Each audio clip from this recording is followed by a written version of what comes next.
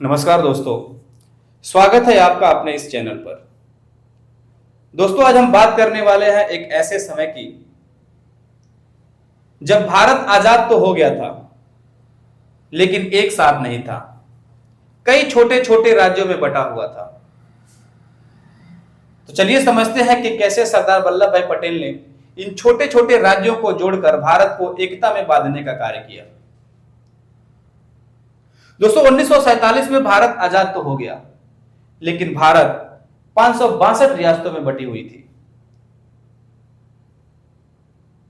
अंग्रेज भारत को छोड़ते वक्त भी एक ऐसा हरकत करके गए जो भारत आजाद होकर भी आजाद नहीं था। सबसे पहले उन्होंने एक अखंड देश को दो भागों में बांट दिया, एक पाकिस्तान और एक हिंदुस्तान। तो वहीं दूसरी तरफ इन छोटे छोटे राज्यों को एक ऑफर दे दिया कि यदि आप पाकिस्तान में रहना चाहते हो तो पाकिस्तान रह सकते हो, यदि हिंदुस्तान में रहना चाहते हो तो हिंदुस्तान में रह सकते हो, और यदि इन दोनों देशों के पास नहीं जाना चाहते हो तो आप अकेले रह सकते हो।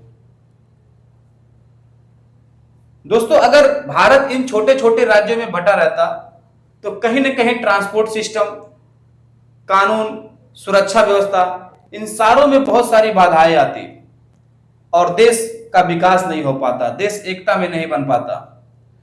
तो इस वजह से उस वक्त के deputy prime minister Sardar Vallabh भाई पटेल और उनके साथ बीपी मेनन जो एक अफसर थे, ये दोनों व्यक्ति मिलकर के इन छोटे छोटे राज्यों के राजाओं को समझाने लगे। कईयों को प्यार से समझाया और कई लोग नहीं माने, उनको प्रेशर देकर समझाया गया। तो 562 रियासतों में लगभग रियासतें भारत में मिल गई, लेकिन 3 रियासतें ऐसी थी जो भारत में नहीं मिलना चाहती थी। एक था जम्मू कश्मीर, दूसरा था जूनागढ़ और तीसरा था हैदराबाद के निजाम। दोस्तों, जम्मू कश्मीर में मुस्लिम संख्या की आबादी ज्यादा थी और वहां का राजा हिंदू थे। जूनागढ़ में राजा मुस्लिम थे और जनसंख्या हिंदू की ज्यादा थी। वहीं निजाम हैदराबाद का यह पाकिस्तान में मिलना चाहता था। तो कहीं ना कहीं ये 3 राज्य ऐसे थे जो भारत के साथ नहीं रहना चाहते थे। लेकिन दोस्तों, हुआ क्या, क्योंकि अब हैदराबाद के निजाम पाकिस्तान में मिलना चाहते थे और ये भारत के लिए बहुत ही बड़ा सरदर्द था। ये आसान नहीं था भारत के लिए। तो सरदार वल्लभ भाई पटेल और बीपी मेनन ने हैदराबाद के निजाम को समझाने की कोशिश की, लेकिन कहीं ना कहीं ये इस बात को मानने से इनकार कर दिए। तो दोस्तों, यहां पे ऑपरेशन पोलो के जरिए पुलिस के ड्रेस में आर्मी को भेज दी गई और फिर हैदराबाद के निजाम को हटा करके हैदराबाद को भारत में मिला लिया गया।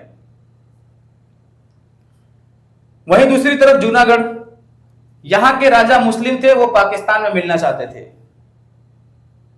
तो यहां पे वोटिंग हुआ, रिफरेंडम हुआ और सारे लोग मिलकर के भारत में वोट कर दिए, तो जिससे जूनागढ़ भारत में मिल गया।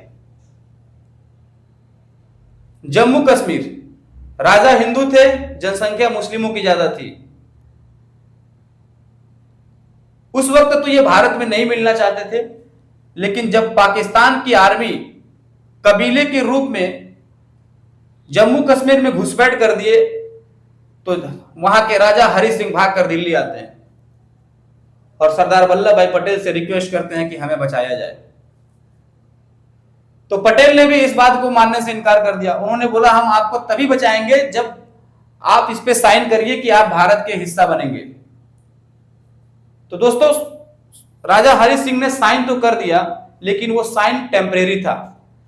इसका मतलब यह था कि बस ये जम्मू कश्मीर भारत का हिस्सा रहेगा, लेकिन राजा हरि सिंह वहां अपना रूल चलाएंगे, वहां की फ्लैग झंडा अलग होगा, वहां पे कोई बाहरी लोग सेटल नहीं हो सकता था। तो सरदार वल्लभ भाई पटेल को यह बात तो पता थी कि यदि आज ये भारत का हिस्सा बन गया तो कल हम इसको अपने पार्ट में मिला लेंगे। फिर यहां से सेना को भेजते हैं और ये सेना मारते मारते कम यहां तक पहुंच जाती है। लेकिन उस वक्त जवाहरलाल नेहरू ने एक गलती की, वो यूएन में चले गए, यूनाइटेड नेशन, और यूएन ने क्या किया, दोनों सेनाओं को जहां जहां पे थे वहीं रोक दिया। यहां पे हिंदुस्तान की सेना रुक गई, यहां पे पाकिस्तान की सेना रुक गई, और यहीं से बन गया एलओसी, लाइन ऑफ कंट्रोल, जो कि ये हिस्सा अभी भी पाकिस्तान के कब्जे में है।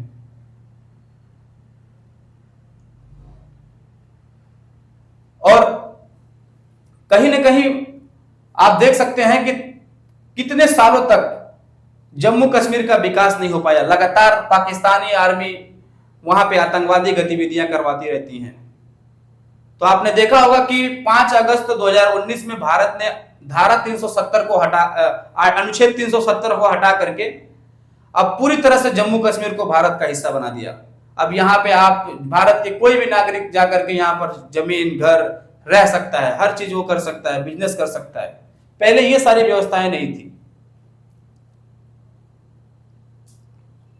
तो दोस्तों, ये रही पूरी स्थिति कि कैसे सरदार वल्लभ भाई पटेल ने इन छोटे छोटे टुकड़ों को जोड़कर भारत को आज एकता में बांध दिया।